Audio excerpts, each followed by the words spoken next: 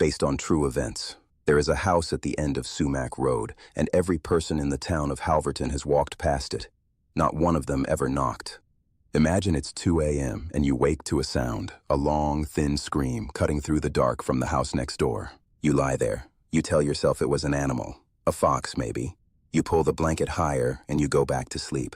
By morning, you've decided it never happened. Everyone on Sumac Road decided the same thing, for 11 years. Let's go back to the day a man named Darrell Voss moved into the house at the end of the road.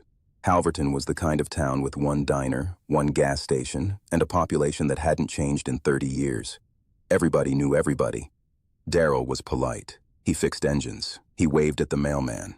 He brought a pie to the church bake sale, and people thought, what a nice, quiet man. The first wrong detail came from a boy named Cody, age 9, who delivered newspapers on a yellow bike. Cody told his mother that Mr. Voss had a girl living with him. He'd seen her face in the upstairs window. He waved. She didn't wave back. His mother said, "That's his niece, honey. Don't be nosy." But Darrell Voss had told the diner he lived alone. 2 stories, same man, and not a single person in Halverton put them together. Or maybe they did, and chose not to. The girl's name was Marisol. She was 17 when she vanished from a bus station 40 miles east. There were flyers, then there weren't. Now imagine you're the woman who runs the laundromat. Darrell comes in every Tuesday with 2 loads. One is men's clothes, the other is small, girl-sized. You notice, you always notice, but the man is calm and he pays in cash and he says good evening, so you say good evening back. Months passed. The girl in the window appeared less and less. And then there were the scratches. A repairman named Hollis came to fix Darrell's furnace. He saw a door in the basement, heavy, bolted from the outside, 3 deadbolts. Darrell told him it was where he kept his hunting rifles. Hollis nodded, finished the job, drove home, and told nobody for 9 years. Why? Why does a whole town look away? Here's the terrible truth. It's easier to be wrong than to be the one who started something. If you call the police and you're wrong, you've accused your neighbor of monstrous things. You have to live next to him forever, so you wait for someone braver. But there was no one braver. There was only the silence, growing thicker year after year, like dust nobody dared to wipe. And inside that house, Marisol was not alone anymore, because in year 4, a second girl disappeared. Her name was Bree, 19. Her car was found at a rest stop with the door open and the engine still running.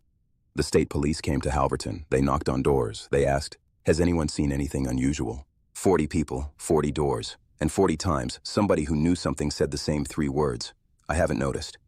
The laundromat woman noticed. The repairman noticed. Cody's mother noticed. And every one of them looked the police in the eye and lied by omission. The detectives left Halverton with empty notebooks, and Darrell Voss watched them go from his porch, holding a glass of iced tea. Now imagine you're Cody. You're no longer 9. You're 19, home from your first year of college, riding past that house out of habit. And you see her, a face in the upstairs window, a different girl, younger, and she presses her hand against the glass, and she mouths one word, "Help." Cody slammed the brakes. For 10 years he'd been told he imagined things. For 10 years the whole town had taught him to look away. And in that moment, parked in the cold on Sumac Road, Cody became the one brave person Halverton had been waiting 11 years for. He didn't call the local sheriff. He didn't trust the local sheriff. He called the state police 40 miles away, and he didn't hang up until they swore they were coming. Then he did something nobody else in 11 years had done. He got out of the car. Imagine walking toward that house. The porch light off. The front door cracked an inch, and from somewhere deep inside, a low mechanical hum. He pushed the door. The smell hit him first. Bleach and something underneath it. Something that bleach can never fully cover. And then he heard footsteps on the stairs above him, slow, deliberate, coming down. Cody froze in the hallway, and Darrell Voss reached the bottom of the stairs, holding the hunting rifle he kept behind those 3 deadbolts. Darrell looked at him and said almost gently, "You should have just kept driving, son. Like everyone else does." And that was the moment 11 years of silence almost claimed one more. But Cody had done the one thing nobody else had. He had not hung up the phone, and 40 miles is a long way, unless the troopers were already close. Headlights, sirens, doors slamming. Darrell turned toward the sound, and Cody ran. They found Darrell Voss in the basement, trying to lock himself behind those 3 deadbolts, as if the door could save him now. And behind that door, they found her. The girl from the window, alive, thin as paper. but alive.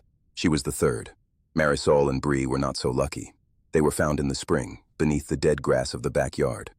At trial, the prosecutor asked the town a question it could not answer. "How long did you all know?" The laundromat woman wept on the stand. The repairman couldn't speak.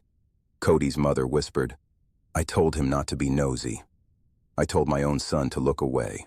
Darrell Voss was given 3 life sentences, but the town of Halverton was given something worse, the knowledge of what its silence had cost. The girl who survived recovered, slowly. She moved far away. She does not speak of Halverton, but she sent Cody one letter. It said only this: "You were the one who looked back." The house on Sumac Road still stands. No one bought it. No one tore it down. They simply stopped walking past it. But here is the detail that keeps the people of Halverton awake at night. When they searched that basement, they found 4 sets of clothing folded neatly on a shelf. 4. Marisol, Bree, the girl who lived, and 1 more set, belonging to someone who has never been identified and was never found.